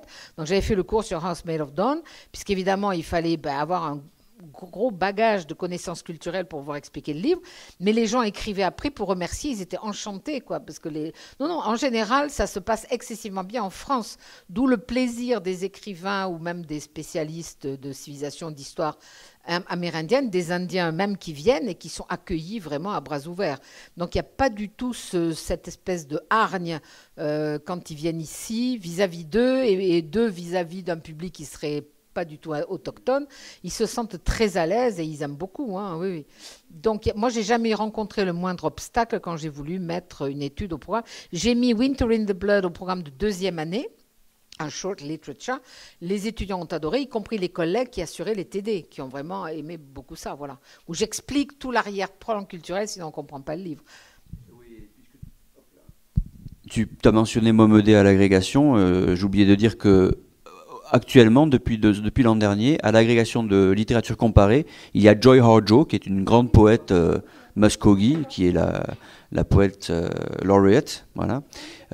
Oui, à l'agrégation de littérature comparée. Et je voulais aussi demander à Tiffaine et Farah, qui sont doctorantes, donc qui étaient étudiantes il n'y a pas très longtemps, si dans leur cursus, elles ont eu des cours, voilà, sur ces sujets-là, qui leur auraient donné envie de creuser ça, ou si ça leur est venu autrement. Et puis après, on parlera du Navarro pour finir. Non. Comme je n'ai pas fait mes études à Bordeaux-Montaigne, voilà la raison pour laquelle je n'ai jamais eu aucun cours, malgré ma spécialité en option civilisation américaine, jamais eu aucun cours, non, d'histoire autochtone. on ne les a jamais même mentionnés. À aucun moment, non. Sur 2 universités différentes. Donc c'est vrai que je pense que ça met un peu en lumière peut-être l'importance de développer les programmes, en tout cas de CIVI américaine, pour inclure les populations autochtones. Ouais. Comment faire un cours de la licence au Master 2 sur l'histoire américaine sans jamais mentionner les populations autochtones qui ont marqué... Non, nous, pas du tout. Donc c'est vrai que quel plaisir de venir à Bordeaux et de commencer... Mais rien que l'enseignement, en récupérant le cours de Lionel Larrey de 2e année sur les Cherokees, qui était du coup la première fois que j'avais un cours, bon, même si c'était moi qui l'enseignais, d'histoire autochtone. Ouais. Donc, Tiffaine ? Moi, pareil, peut-être de façon en fait, assez symptomatique de la façon dont l'histoire autochtone est enseignée aux États-Unis. C'était beaucoup au premier contact, le settlement sur la côte Est, et puis ensuite disparaissent complètement des programmes. Voilà. Et du coup, moi... ce sujet-là m'est venu à travers la lecture de livres, et notamment dans un livre sur la contre-culture hippie, un chapitre de Philippe Deloria qui est issu de son livre qui est excellent si jamais ça vous intéresse, qui s'appelle Playing Indian, et qui traite justement de ces façons dont les Blancs américains se sont souvent déguisés en Indiens pour exprimer énormément de choses. Voilà. Et donc... tout ça pour appuyer la nécessité de ce fonds qu'on a ici à Bordeaux-Montagne. Et donc, des cours de Navajo classes this year, so to finish this part on classes and to before questions. So, Aaron, what... Well, it's been a privilege, actually. Since I arrived in France, since I've met Bernadette and Lionel and their students who are now teachers, public school teachers, and I've been just so privileged for almost over 10 years to be able to visit schools, lycée, collège, and just talk about my culture, tradition, both Laguna and Navajo, and these kids, these students, they are just so interested. And in fact, I've been able to go to different towns apart from Bordeaux, and there's just this wonderful, beautiful interest in what I have to say. And I can't tell you how many just gifts and parties and just these wonderful things that these students have given me. And so what I feel is this Navajo course here, several things is that there's an interest. There's a large interest here, and thankfully I've been able to meet that interest and really give it the respect and honor that even, not just these high school kids, but students here over the years, that to give all as I can, as much as I can. And one of the reasons is this modern philosopher who is not Native American. He says, humankind gains enormous power by building large networks of cooperation. And for me, that says so much better than I could, but it's exactly what I try to do. I feel this cooperation, as I said before, not just on my part, but on students, on teachers, academics, all kinds of people. So there's this back and forth that I really enjoy. And one of the reasons that with this Navajo course, that I'm so careful, I take it not just to talk about grammar, about verbs, about sentence structure, that kind of thing. I take the students, whether they like it or not, all the way back to our Navajo creation story, to give them a sense of that these words, these sentences, they're spoken in a certain way that reflect, that go all the way back into our history, into these stories, these creation stories, which still today have so much meaning and sacredness for us. And so, and I found this motivation in the students to follow me, to follow all the way through, to really devote themselves to trying to learn and understand these concepts, which are very complicated, is very complicated. And so another quote, just something that Bakhtin said, I'm going to paraphrase him, to break through the obscuring mist, the alien words, thoughts, points of view, alien value judgments, and to convey an understanding of the origins, the perceptions of our shared world. And again, that says it so much better than I could. And one more thing, too, just which I found a beautiful statement actually from one of the students. I hope I get it right, where she said, it's an interesting experience to, in a sense, to almost go back in time and to experience what it is to be the colonizer, what it is to be in this foreign alien culture and to try and understand right away what it's like. And to try and understand the patterns, not just what they can see, but the patterns of the language, the patterns of the traditions.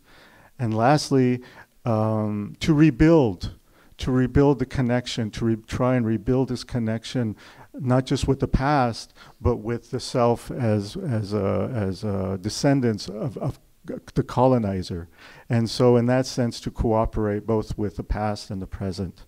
And so that's why I'm so grateful for this university to be able to support this Navajo course and to really give it a lot of support, because I feel that it's not just to preserve a culture and traditions, but I really believe it's also to help in a deep sense to try and understand other indigenous cultures, the idea of that these are not just colonized states, but these are living communities, these are living stories, living traditions.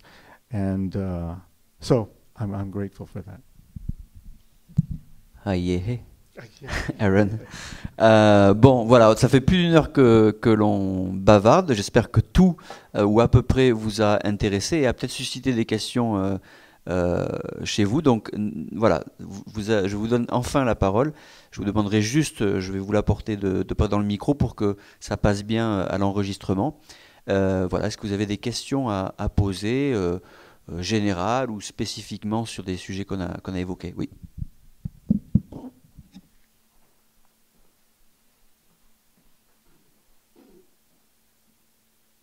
Bonjour, donc je suis Evelyne Vaiti, je suis déléguée de la Fédération française des clubs de l'UNESCO, et l'UNESCO a mis en place la décennie internationale des langues autochtones 2022-2032.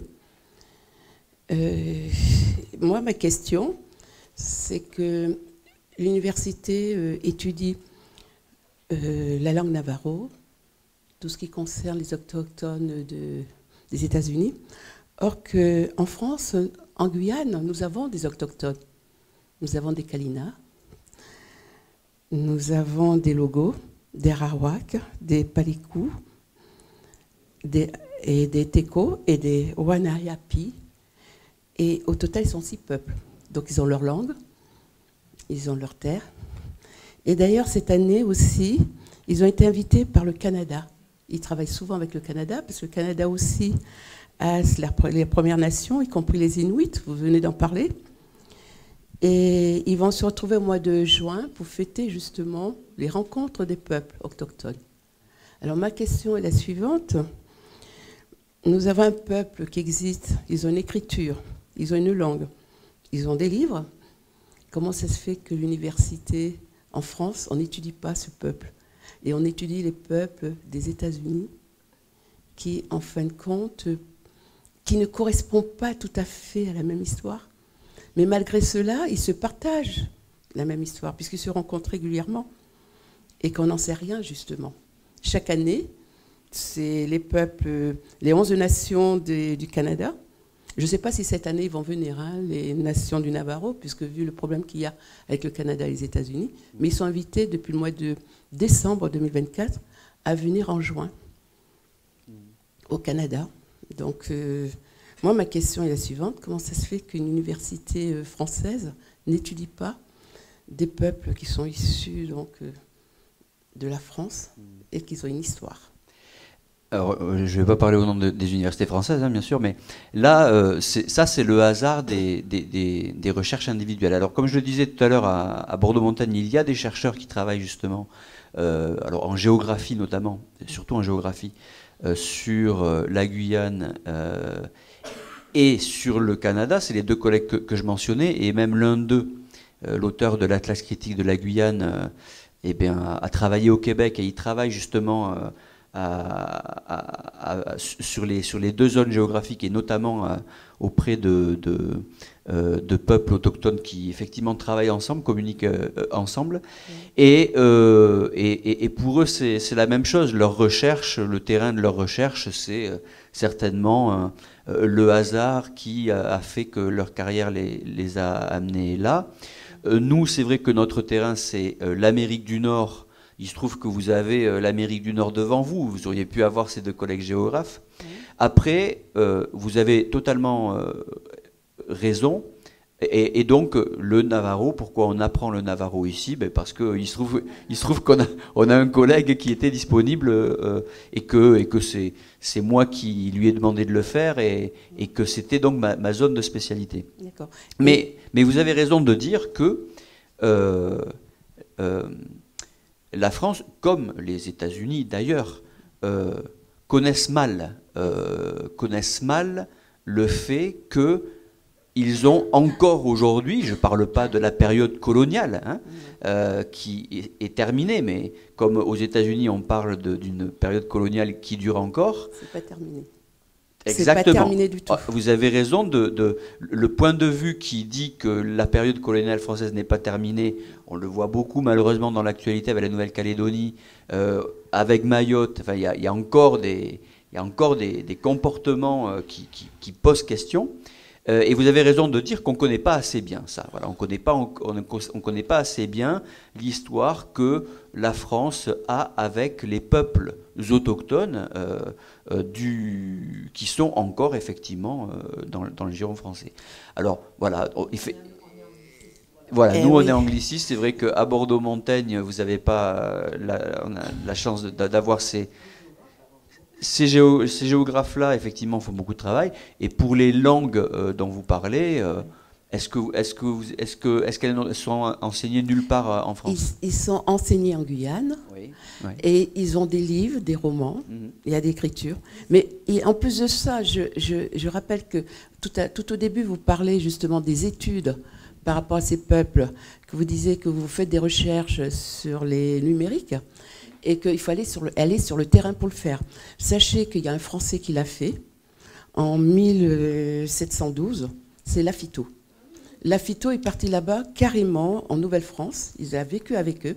Et d'ailleurs, il a écrit un livre là-dessus qui date de 1727. Et on a fêté là le tricentenaire il n'y a pas longtemps de Lafitau. Et ce qui veut dire qu'il a été un des premiers d'ailleurs, d'où l'anthropologie qu'il a créée, aller sur le terrain. Il n'y a que sur le terrain qu'on peut apprendre ce que c'est qu'un peuple. Deuxième chose, les peuples Kalina et Arawak vous disent bien, puisqu'on est en contact avec eux, ça ne les dérange pas de venir voir des personnes, des chercheurs, tout ça. Mais le problème qui se passe, comme ils disent d'ailleurs, ce sont les Blancs qui arrivent, ils nous posent des tas de questions, et nous, comme on est naïfs, on essaie de partager notre culture, notre savoir. Par exemple, au niveau des médicaments, au niveau de la nature, on leur donne tout. Au retour, ils partent avec tout, ils mettent ça dans les laboratoires, ils le vendent. Et nous, qu'est-ce qu'on y gagne? Donc maintenant, c'est omerta. Ce qui veut dire qu'en fin de compte, il n'y a pas ce partage. Or, eux, ils sont dans le partage, ça fait partie de leur culture. Et c'est ça l'Occident, aussi bien aux États-Unis que ce soit les autres colonisateurs, c'est qu'on arrive, on se sert, et puis on s'en va, mais on partage rien. Et là maintenant, ils ont bien compris. Parce que vous avez parlé tout à l'heure que lorsque vous allez dans les réserves aux États-Unis, vous êtes obligé de payer. Parce qu'ils ont fini par comprendre que, en fin de compte, on se sert de nous, on se fait plein d'argent sur notre dos, mais nous, qu'est-ce qu'on a? Et ils sont dans des réserves. Et ce sont justement ce peuple qui est le plus pauvre. Et c'est ce peuple-là qui est justement pauvre, qui a les plus grandes difficultés. D'où comment on appelle ça, l'image qu'a pointé l'UNESCO sur les peuples premiers, les langues autochtones, qu'il faut à tout prix les conserver pour que les générations futures puissent continuer aussi à connaître qu'il a existé une civilisation qui est issue à partir de ces peuples-là qui sont encore là et qui peut-être vont disparaître et on va perdre tout ça. Et l'UNESCO donc a une déclaration des peuples autochtones de 2007 qui est très très importante. Voilà. Mais vous voyez, justement, voilà, la recherche que nous faisons, c'est aussi pour essayer de faire prendre conscience des sujets que vous évoquez, le sujet du pillage pharmaceutique que vous avez évoqué, c'est une grande question qui se pose aux biologistes et aux chimistes actuellement. Mais pour en revenir aux anthropologues, l'un des premiers auteurs qu'on a mentionné tout à l'heure en 1969, Vine Deloria, eh bien, il a un chapitre sur les anthropologues, un peu écrit au vitriol, un peu virulent, qui parle de ce dont vous parlez, c'est-à-dire effectivement de ces anthropologues qui, pendant longtemps, sont allés chercher, ont beaucoup pris, y compris des restes humains, qui depuis, on essaie de les rapatrier. Enfin, il y a une loi maintenant aux États-Unis depuis plusieurs années qui cherche à rapatrier tout ça. Bon, donc les anthropologues, et la phyto, puisque vous le citez, mais pas que lui c'était un précurseur, ont beaucoup fait effectivement ça. Mais voilà, c'est des questions effectivement intéressantes qui se posent à tout chercheur en études autochtones et qu'il est intéressant de traiter. Mais c'est pour faire réfléchir la nouvelle génération, c'est-à-dire les jeunes européens, les jeunes, entre parenthèses, de la civilisation, qui, soi-disant, c'est une civilisation. On a été les civilisés, c'est ça. Mais bon, c'est à se poser la question, c'est quoi la civilisation, comment on sait, puisque lorsqu'on voit ce qui se passe en Europe, où est la civilisation dans tout ça? Mais je veux dire simplement, c'est que ces peuples, quand même, ont apporté quelque chose à l'Occident. Quand vous parlez du canoë, c'est une langue kalina. Arawak, c'est une langue. Quand on parle, il y a des mots français que vous parlez. Anorak, c'est une langue kalina. Il y a plein de mots qui sont issus de cette langue. Deuxième chose, les jeux de balles que vous voyez là sont issus aussi de chez eux. Donc, il serait temps de remettre en place, justement, d'où viennent certaines choses que nous continuons à utiliser, à faire, et que canoë, c'est kalina, canoë. Et donc, c'est de remettre en place aussi ces acquis qui ont eu de ce peuple, qui a apporté, et sans qu'on a mis une place à travers l'histoire, même les reconnaître. C'est très important. Oui. Du coup, je prends la parole parce que je pense qu'avec Tiffany, on fait partie de cette nouvelle génération dans le domaine des études autochtones. Et justement, c'est ce qu'on essaye de faire, en fait. C'est se défaire. Moi, par exemple, là, je suis en pleine rédaction difficile. Et c'est ce qu'on essaye de faire, c'est-à-dire que de commencer à intégrer, ou en tout cas de mettre l'accent sur l'importance d'avoir un corpus autochtone, c'est-à-dire de ne pas reposer sur des sources extérieures, mais essayer d'inclure et de prendre en compte dans tout le processus de méthodologie, par exemple, de reposer sur des ouvrages comme celui de Linda Tuhiwai Smith, par exemple, qui parle de décoloniser les méthodologies, qui est elle-même autochtone de Hawaï, Nouvelle-Zélande. Voilà. Justement, en fait, c'est ça qu'on essaie de faire de plus en plus. Moi, par exemple, ma recherche, c'est l'idée de sortir des concepts, enfin, remettre l'activisme environnemental dans les revendications de souveraineté, par exemple, des peuples autochtones. Donc en fait, c'est ce qu'on essaye de faire. Ici, c'est vrai qu'en fait, on a tous commencé par une licence d'anglais qui n'avait rien à voir avec les études autochtones, puisqu'il n'y avait pas. C'est-à-dire qu'on n'a pas de département d'études autochtones en France, ça n'existe pas. Donc forcément, on est arrivé là un peu par hasard. Et du coup, vous avez devant vous que des chercheurs qui ont commencé par une licence d'anglais pour être prof d'anglais et qui, au fur et à mesure, en fait, ont fait de l'histoire plutôt que de la linguistique et se sont retrouvés à se dire, mais tiens, pourquoi est-ce qu'on n'a pas dans nos cursus la mention des populations autochtones quand on apprend à devenir un prof d'anglais? Pourquoi est-ce qu'on ne parle pas des peuples autochtones aux États-Unis? Mais je pense que justement, c'est ce qu'on essaye de faire de plus en plus, d'apporter d'autres dimensions quand on parle d'histoire et de parler de bien toute l'histoire des États-Unis et pas que celle qui aurait débuté supposément que avec l'arrivée des colons européens sur le continent. Et puis par rapport à ce que vous disiez sur voilà, la façon dont beaucoup de cultures autochtones ont été du coup appropriées par les cultures occidentales. Farah, tu mensonnais le mouvement, l'écologie, le mouvement environnemental. Et moi, c'est quelque chose que j'étudie dans le cadre de ma thèse également, puisque j'identifie qu'il y a une nouvelle mouvance écolo qui se constitue au sein de la contre-culture hippie et que celle-ci, elle s'appuie fortement en fait sur des perceptions, des religions et spiritualités autochtones. Et c'est quelque chose que... moi, je pense que c'est important de travailler là-dessus parce qu'on voit exactement les mêmes choses dans les mouvements écolos contemporains.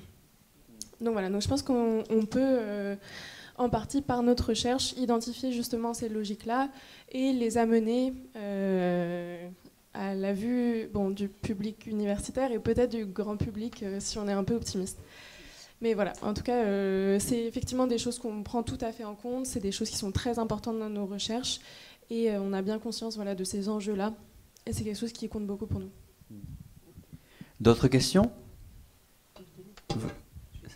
Le micro est là-bas, n'hésitez pas. Il y a peut-être des sujets qu'on n'a pas du tout évoqués, que vous voulez... Non? Mais vous n'êtes pas obligé. Oui, tiens, prends. Si on termine là, puisqu'il n'y a plus d'autres questions, pour souligner à nouveau la richesse du fond sur les Amérindiens qu'on a ici, puisqu'on a parlé un petit peu de ce que nous faisions, mais il y a vraiment des livres qui portent aussi bien sur les écrits par les Amérindiens eux-mêmes dès les premiers siècles de leur écriture, 18e, 19e, 20e. Nous avons également énormément de livres d'histoire. Donc on a de l'anthropologie, on a de l'histoire. On a beaucoup de livres sur la politique fédérale. Le corpus, par exemple, juridique sur les Amérindiens, c'est le plus important aux États-Unis. C'est le groupe ethnique sur lequel il y a le plus de lois, etc., etc. Et on a énormément de choses là-dessus. Voilà. Donc on n'a pas que de la littérature fictionnelle, on n'a pas que de la fiction, on a énormément de choses. Donc vous pouvez étudier tout un tas de sujets. Alors, on est dans le département, nous, d'anglais, d'études anglophones, d'où notre choix, évidemment, d'avoir parlé de nos travaux sur les communautés amérindiennes, autochtones des États-Unis, Canada un petit peu. Voilà. Mais après, vous avez d'autres départements dans lesquels d'autres choses peuvent se faire. Puis il faut savoir que la recherche est essentiellement œuvre, en fait, d'individus qui vont, pour une raison ou une autre, se passionner pour un sujet et qui vont ensuite susciter des collections ou pas. Les universités d'où vous venez, où on n'a jamais parlé des Indiens, parce que peut-être vous aviez personne qui avait travaillé là-dessus, mais il y avait peut-être des cours sur d'autres communautés dont on ne parle pas ici, je ne sais pas moi, les Ukrainiens canadiens ou les choses comme ça, qui existent aussi. Donc il ne faut pas non plus juger une université en fonction de ses manques, mais il faut voir pourquoi on a étudié ceci, pourquoi on a étudié cela. Voilà. Donc on n'a pas de programmes nationaux dans les universités. Ce sont des programmes qui sont élaborés dans les universités, par les universitaires. Ce n'est pas du tout l'enseignement comme dans le secondaire ou le primaire où il y a des programmes nationaux. Donc tout ça, ça dépend beaucoup des individus qui font ça. Voilà. Oui, Hélène. Il y a un micro par là. Ah, excusez-moi. Tenez. Merci. Maintenant, je voulais vous remercier de mettre à l'honneur notre métier qui est souvent dans l'ombre, le métier du bibliothécaire, et le le fait que nos missions et de remettre sur le devant de la scène le fait que nos missions, elles n'existent pas sans la recherche et sans la formation, qu'on est là vraiment en appui et que ça nécessite à la fois un investissement pour suivre justement des carrières individuelles, pas des carrières au sens des trajectoires individuelles, mais aussi une vision sur le long terme pour rajouter du collectif et pour constituer justement des collections qui peuvent ensuite être réutilisables, servir à d'autres, ouvrir de nouvelles pistes, etc. Donc voilà, merci beaucoup en tout cas d'avoir parlé des collections au service de la recherche. Ben non, merci à vous. Effectivement, moi je dis souvent que les bibliothèques comme celle-ci sont pour les SHS, les sciences humaines et sociales, arts, lettres, langues, sciences humaines et sociales, ce que les accélérateurs de particules et les microscopes électroniques sont pour d'autres disciplines. Ce sont nos équipements, on appelle ça les équipements scientifiques. Bon, c'est vrai que nous, en études autochtones, on n'a pas d'équipements scientifiques autres que les bibliothèques. Effectivement, les bibliothèques, toutes les collections numérisées, voilà, c'est nos outils de travail. Donc si vous n'avez pas d'autres questions, bah, 2 mots pour finir sur la petite expo. Alors c'est une petite expo hein, dans le hall de la bibliothèque et jusque-là.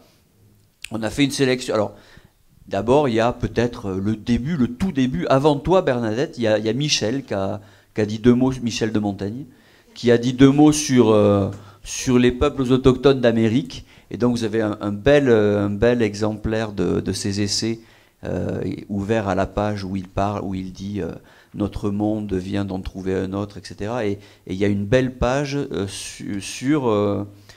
qui est un peu précurseur du futur relativisme culturel, hein, puisqu'il n'est pas du tout dans la position les sauvages inférieurs, etc. Et puis à côté, il y a la traduction en anglais qui est ouverte sur la plus célèbre citation peut-être, où il dit que n'est barbare que ce qui n'est pas de notre usage. Hein. On considère barbare ce dont on n'a pas l'habitude. Bon voilà, donc il y a ça. Il y a un autre vieil ouvrage de 1880, beaucoup plus problématique du point de vue contemporain parce qu'il s'appelle Peau-Rouge. Alors évidemment, aujourd'hui, on ne pourrait plus dire ça. Mais c'est pour ça qu'on a aussi choisi de le mettre là. Et c'est en fait une collection de photos de la Société d'anthropologie du prince Bonaparte. Et donc c'est quelques photos, quelques portraits qui sont exposés au-dessus. Donc vous allez voir, c'est des portraits qui peuvent être aussi problématiques, mais justement on laisse les visiteurs faire leur jugement. Et puis après il y a... c'est une sélection forcément un peu cruelle parce qu'il y a tellement d'ouvrages qu'on aurait pu mettre. Alors, on s'est permis de mettre quand même les ouvrages publiés à Bordeaux-Montaigne hein, pour montrer que c'est vivant, mais il y a aussi les ouvrages des pionniers qu'on a mentionnés, Vine-Deloria, Pruchat. On a essayé de représenter un peu toutes les disciplines aussi. Il y a de la littérature, il y a de l'histoire, il y a du cinéma. Hein, il y a une petite étagère avec Playing Indian de Philippe Deloria. C'est plus que le cinéma, mais enfin sur la représentation. Il y a un ouvrage que je conseille à tous mes étudiants, si vraiment vous n'avez jamais rien lu sur les représentations des Indiens. Il y a un ouvrage qui date des années 70, mais qui est encore très très très très bon. C'est Richard Berkhofer, The White Man's Indian. Je ne sais pas s'il est traduit en français, mais peut-être que non. Voilà, il faut lire en anglais, mais c'est remarquable sur l'invention en fait de l'Indien, voilà, la représentation de l'Indien par l'Europe. Et puis il y a de la littérature, il y a des livres d'art. Les livres d'art qui sont au fond, si vous avez 2 minutes, vous pouvez les consulter, mais les... Je les vends. Voilà. Mais en tout cas, les emportez pas, sauf si vous les achetez. Voilà, donc profitez un peu pour jeter un œil sur cette exposition. Et est-ce que je peux demander justement à nos amis libraires, enfin, bibliothécaire, merci.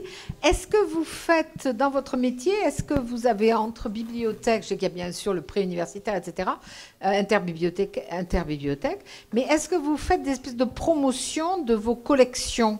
C'est-à-dire une bibliothèque, par exemple, je ne sais pas, à Limoges, qui serait riche, qui aurait un fonds particulier, je ne sais pas, sur la porcelaine, par exemple. Est-ce que vous en faites des espèces de pavés publicitaires pour que les autres bibliothèques soient au courant de ce que vous avez, de vos richesses ? Alors, on a des programmes nationaux donc, sur des collections d'excellence, notamment. Donc, ça, c'est connu au niveau national. Il y a des budgets derrière pour soutenir des collections thématiques labellisées particulièrement. Et après, non, c'est plutôt oui, au niveau de chaque université qu'on fait chacune la promotion. Je ne sais pas, Gilles, tu as une idée? Je ne vois pas, en fait. Après... en France, en tout cas, comme on est un petit réseau, relativement petit réseau, on se connaît bien et on sait où sont les collections particulières, celles qu'on peut mettre, qu'on peut aller consulter ou vers qui on peut envoyer les étudiants. Mais avec le prêt entre bibliothèques et les programmes nationaux, actuellement c'est Collex Percé, donc voilà, qui donne des budgets pour des collections. Alors pour le papier, il y a aussi pour les questions de collections numériques dont parlait Lionel, on a aussi des programmes nationaux pour acquérir des collections